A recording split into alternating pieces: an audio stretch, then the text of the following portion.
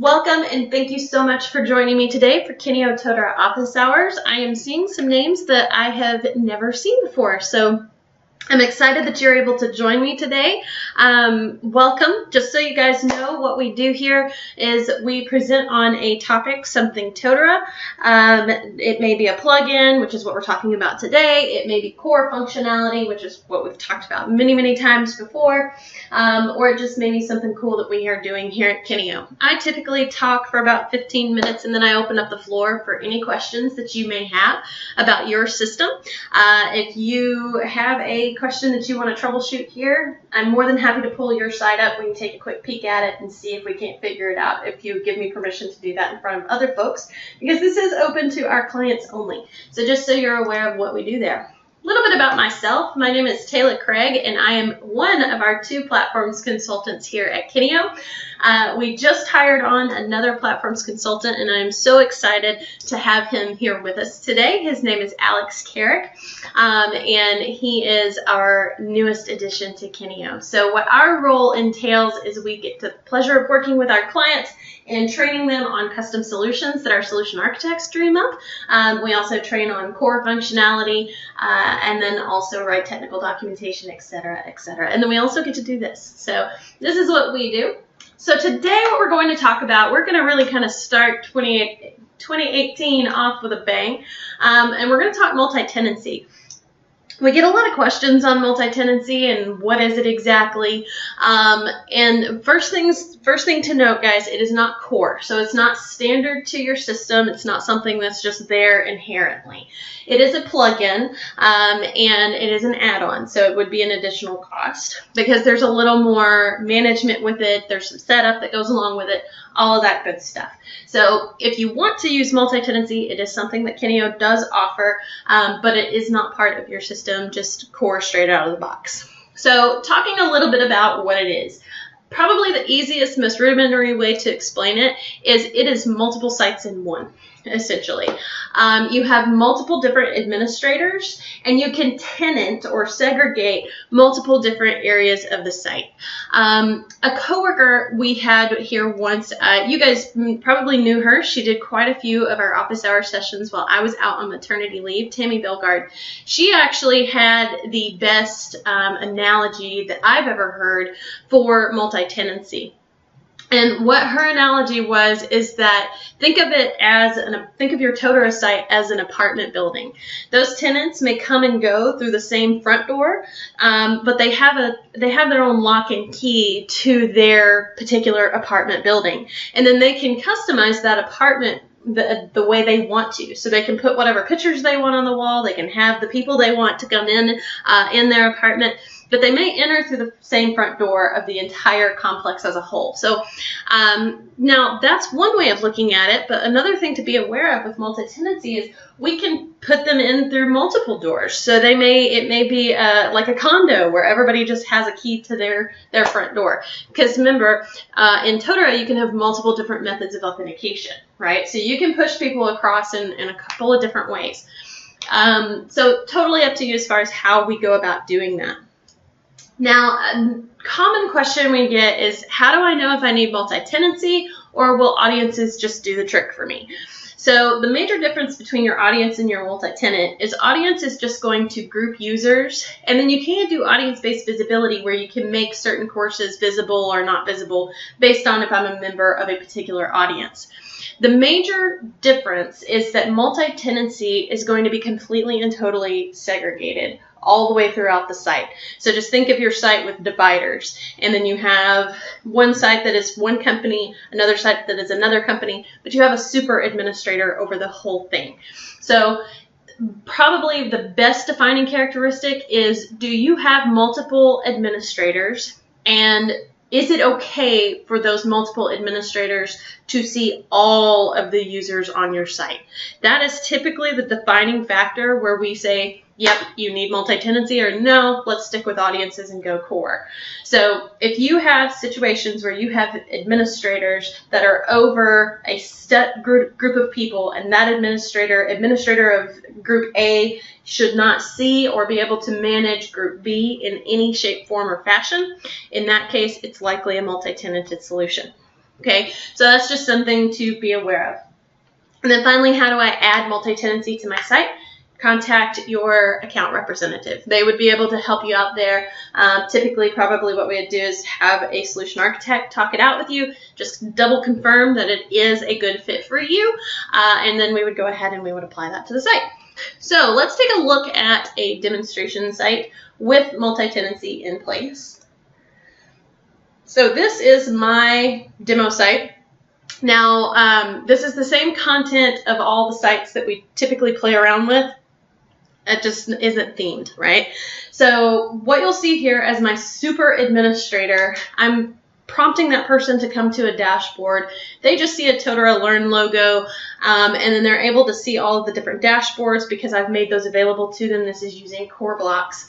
And they're able to see everything on the site. So I can see reports of all my people all the way across the site. If I need to, I can do all that good stuff.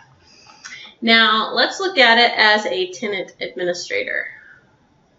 So this is the same site, but this is tenant administrator for Jack's Kitchen. And right here, again, same site, but this is the tenant administrator for Smith & Jones. So you'll notice a couple of things. The logo's changed, the images changed. We're changing a lot of those images actually utilizing dashboards, but the logo is tied to the tenant. Now, one thing I want to point out here is if I go to Site Administration as Tenant Admin 1, you see I'm logged in up here in the upper right-hand corner as TA1. If I go to Users, Accounts, Browse List of Users, this is the Smith & Jones Tenant Admin. You'll see that I see 129 users as Tenant Admin 1. If I jump over here to Jack's Kitchen, I'm going to go to the same place. We'll go to Users, Accounts, Browse List of Users. And this is Tenant Admin 2. You'll see he sees 126. He's actually seeing different users than what our Tenant Admin 1 is seeing. So we're able to see that particular information. One thing to keep in mind, they're able to see their own hierarchy. So if I go in and look at my positions, manage my positions, you'll see here that I'm seeing Jack's home style positions. And so I'm able to see my positional structure. Same for the organizational structure. It would be the same for learning plans, appraisals, courses, all of that stuff. So they're only able to see what the main super administrator at the main system level has tenanted and made visible for them. So let's look at this from that tenant super admin point of view. So I'm going to jump out here. So this is my super administrative user, and we're going to actually look at the tenant plugin itself. So underneath Site Administration, and just for funsies, let's look at users, browse list of users from the super admin perspective. There's 515 people on this site as a whole. Okay, so that's how many total users that are on the site, and that's all of my different tenants. So I've got 3 different tenants on my site. I showed you 2 of them, but I've got 3 different tenants, and these are all the people that are on that site. So just so you're aware, so you can see those numbers. So down here, all the way at the bottom of your site administrative menu, I have a button called Manage Tenants. And from this perspective, I'm able to see my 3 tenants. I see Smith & Jones, Jack's Kitchen, and Georgia Healthcare. These are my 3 separate entities that I have accessing my site. And then I have different things segregated to them. So we'll just look at the Smith & Jones tenant. So under this particular area is where I have different details about that tenant. I name my tenant, I give my tenant a code. I just gave it a 1. It's a really complex code you can see here. You can describe the tenant. They won't necessarily see that. And then you can actually change themes per tenant. So if you have different themes that are on your site, which these are all just kind of the standard themes that are on the site, so you can typically switch between those themes. Also, another thing that we can do is we can build custom themes per group and make them appear in this area, and then you would select those particular themes. So that might be one way you might go about that. You load in your logo. You can direct them to a particular front page. In my case, what I'm using is I'm just using dashboards and audiences to direct them to a particular front page. That way I'm not having to kind of do a runaround or anything like that. I don't have to worry about this link ever working, anything like that. Dashboards will do the trick for me because I can tenant dashboards now, which is nice. In older versions of multi-tenanting, I don't think you could do dashboards because dashboards weren't really a thing at the time. Okay, here we'll see where we can tenant our users. So earlier I showed you when I was in as Smith & Jones Tenant Admin 1, I was able to see that there was 129 users. How I saw that is right here. So as my super admin, I went in and I actually sorted my users based on a custom field. So I searched based on, I think it was Smith & Jones was my custom field that I searched based on. And then it pulled up those 129 people, selected them, added them, bumped them across. So what I have done here is I've totally separated people on my site. So these are the only people that my main tenant administrator for this tenant will be able to manage. You can do this with categories as well on your site. So categories, as we know, is where our learning lives. So you'll see here within Smith & Jones, I've made all of these categories available to this main administrator, but he cannot see the Georgia healthcare systems because it doesn't matter. It's not applicable to him. So if we look at that from this guy's perspective, and I think he's in Internet Explorer. So this is our Smith & Jones Tenant Admin. If we go to Manage Courses and Categories, you'll see here these are the categories that he's able to see. These are the courses he's able to see. One thing I want to point out that's different to a lot of you, and most of you I believe are site administrators on your current sites, so you'll notice that we're missing some features here. We're missing the ability to delete or remove or edit these courses. The reason we can't do that is because we didn't create them as the tenant administrator. The super admin created them and then made them available in my tenant. However, I think I did it in this category. Let's see. Yes. So in the miscellaneous category, you'll see that I do have the ability to edit this. So I can edit this course. The reason I can edit this course isn't because of the category necessarily, but it's because I created the course. So what's happening here is when your tenant administrator creates their own course, it is going to allow them to edit and see that. Other tenant administrators will not be able to see it, nor will they be able to edit it, but it is going to add this course automatically to their tenant. So it's going to automatically place that in that person's tenant as well. So that kind of takes away the administrative work on your behalf as the super admin from having to go in and create courses for them. They do still have the ability to do those things for their own courses. Okay. Now we do have some drop downs here as far as categories are concerned. A lot of this is simply managed via permissions. So if any of you have worked inside of Totara at all, which I'm sure you have being administrators, you know that we can create roles in the system and we can add or remove permissions based on what we want that person to be able to do. So right now, these tenant admins, they are actually able to edit categories, but that's likely a permission that I missed when configuring the role, and that permission could be removed and then they would no longer have the ability to do that unless they created that category themselves. Then they would be able to manage the categories that they have created. Those categories automatically get added to their tenant. Okay, so let's look back as our super admin. So you can do this with courses. You can share courses across tenants. So you can place all the categories, all the same courses. You can do all of those things. You can place them into all of your tenants. So you do have the ability to do that. You can do the same with programs, certifications, organizations, positional frameworks. You can do it with your position frameworks, organizational frameworks. You'll see here that I've got actually 3 separate frameworks working on my site, but I only want Smith & Jones to see one. I don't want them to be able to manage anybody else's, but I want them to be able to manage their own. So I've given them their framework that they can manage. So you can do all of this stuff all the way down to audiences. You can do it with learning plans, reports, badging, as well as dashboards. So you have the ability to give them the ability to administer whatever parts of the site you want. Also, in some cases, we have some clients that are using a multi-tenanted approach, but they're really only tenanting a couple of things. They're tenanting just users, or they're tenanting just the positions in an organizational hierarchy structure.